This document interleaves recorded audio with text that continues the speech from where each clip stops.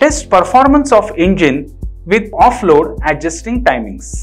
नमस्कार, माझे नाव मयूर आहे. या मॉड्यूलमध्ये आम्ही ऑफ-लोड ॲडजस्टिंग वेळेसह इंजिनच्या कार्यक्षमतेची चाचणी घेणार आहोत. या प्रात्यक्षिकाच्या शेवटी तुम्ही सक्षम व्हाल ऑफ-लोड स्थितीत डिझेल इंजिनची वेळ समायोजित करण्यास. आता आपण आवश्यक उपकरणे, साहित्य आणि टूल्स पाहूया. आवश्यक साधने किंवा उपकरणे आहेत: प्रशिक्षणार्थी टूल किट 1 नग.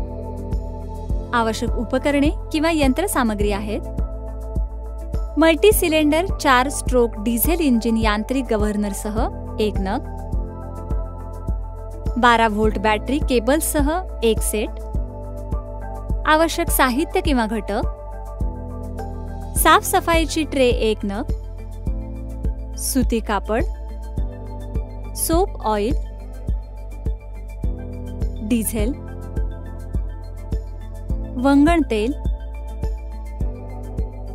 इंजिनची कामगिरी बहुतेक वेळा स्पीड लोड डोमेनमधील इंजिन ऑपरेटिंग वर्तनाद्वारे वैशिष्ट्यीकृत केले जाते. उदाहरणार्थ उत्सर्जन, इंधन वापर, आवाज, यांत्रिक आणि थर्मल लोडिंगचे वर्तन. इंजिन टायमिंग सिस्टीम क्रँकशाफ्ट आणि कॅमशाफ्टची गती संक्रमित करते.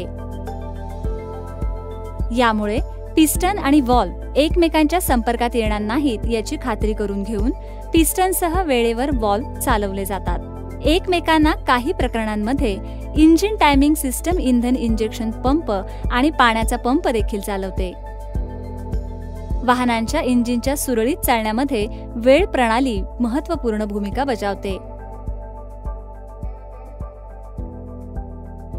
टायमिंग प्रणालीमध्ये वापरल्या जाणाऱ्या घटकांची गुणवत्ता टाळण्यासाठी अतिशय उच्च दर्जाची असणे आवश्यक आहे. टायमिंग प्रणाली ही अनेक भिन्न घटकांनी बनलेली आहे. टेन्शनर आणि किंवा इडलर रोलर्स, टायमिंग बेल्ट किंवा सिंक्रोनस बेल्ट. इंजिन उत्तम प्रकारे काम करण्यासाठी प्रत्येक सिलेंडरमधील इंधन किंवा हवेचे मिश्रण piston top dead centre TDC पर्यंत पोहोचते. त्याप्रमाणे फायर करणे आवश्यक आहे. स्पार्क प्लगला मिश्रण प्रज्वलित करण्यासाठी आणि ज्वलन तयार होण्यासाठी विशिष्ट वेळ लागतो. TDCच्या काही वेळापूर्वी प्लग फायर करण्यासाठी वेळेची यंत्रणा सेट केली जाते. ऑफ लोड परिस्थितीत इंजिनच्या कार्यक्षमतेचे मूल्यमापन करण्यासाठी आणि आवश्यक वेळेचे समायोजन करण्यासाठी इंजिन स्थिर आणि अनलोड करून चाचणी सुरू करा. FIP fuel injection pump mounting बोल्टचे सुरक्षित फास्टनिंग तपासा आणि आवश्यक असल्यास घट्ट करा. त्यानंतर रेडिएटरकडे आपले लक्ष वळवा. त्यातील पाण्याच्या पातळीचे मूल्यांकन करा आणि ते शिफारस केलेल्या पातळीपेक्षा कमी असल्यास ते वर करा.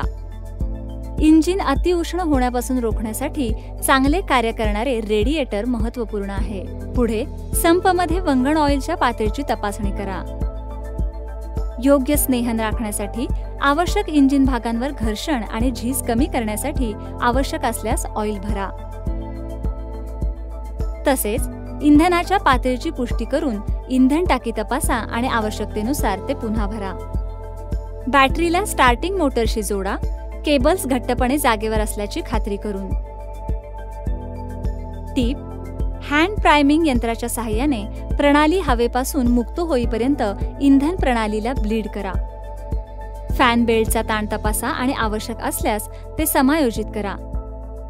पुढे योग्य कार्य सुनिश्चित करण्यासाठी F1 पंप शाफ्ट आणि हाऊसिंग या दोन्हीवरील वेळेच्या चिन्हांचे निरीक्षण करा. इग्निशन कीच्या मदतीने इग्निशन स्विच चालू करा. इग्निशन स्विच चालू झाल्यावर स्टार्टर बटनाच्या मदतीने इंजिन सुरू करा. टीप: स्टार्टर बटन सुरू होण्यासाठी जास्त वेळ दाबून ठेवू नका. इंजिन सुरू झाल्यानंतर लगेच स्टार्टर बटन सोडा. इंजिन यशस्वीरित्या सुरू केल्यानंतर प्रवेगक लिव्हरच्या मदतीने हळूहळू इंजिनचा वेग वाढवा. ही नियंत्रित प्रवेग प्रक्रिया हळूहळू आणि सहजतेने चालवा आणि इंजिन वाढलेल्या वेगाने चालत असताना त्याची कार्यक्षमता काळजीपूर्वक पहा. गळतीची कोणतीही चिन्हे किंवा असामान्य आवाजांशिवाय इंजिन सुरळीतपणे चालत असल्याची खात्री करा. निरीक्षण केल्यानंतर प्रवेगक लिव्हर सोडा, ज्यामुळे इंजिन हळूहळू कमी होऊ द्या. इंजिन मंद गतीने चालत असल्याची खात्री करा आणि कोणत्याही असामान्य कंपनासाठी इंजिनचे काळजीपूर्वक निरीक्षण करा. कोणतेही कंपन आढळल्यास स्पॅनर आणि स्क्रूड्रायव्हरच्या मदतीने निष्क्रिय स्टॉप स्क्रूमध्ये समायोजन करा आणि निर्मात्याच्या निर्देशानुसार किंवा मॅन्युअलनुसार योग्य निष्क्रिय गती सेट करा. इंजिन रिस्टार्ट केल्यानंतर निष्क्रिय आणि हाय स्पीड ऑपरेशन कार्यप्रदर्शन तपासा. टिप: आयडलिंग स्पीड ॲडजस्ट केल्यानंतर काळजी घेतली पाहिजे. आयडलिंग स्पीड लॉक नट लॉक स्थितीत असणे आवश्यक आहे. अंतिम पायरी म्हणून ऑफ लिव्हर किंवा स्टॉप लिव्हर वापरून इंजिन थांबवा. आम्ही प्रात्यक्षिकाच्या शेवटी आलो आहोत. या मॉड्यूलमध्ये आपण काय शिकलो याची थोडक्यात माहिती घेऊया. आम्ही शिकलो ऑफलोड स्थितीत डिझेल इंजिनची वेळ समायोजित करण्यास. अशा प्रकारे आम्ही ऑफलोड ॲडजस्टिंग वेळेसह इंजिनची कार्यक्षमता तपासण्यास शिकलो आहोत. हे प्रात्यक्षिक तुमच्या प्रशिक्षकाच्या मदतीने करा. धन्यवाद.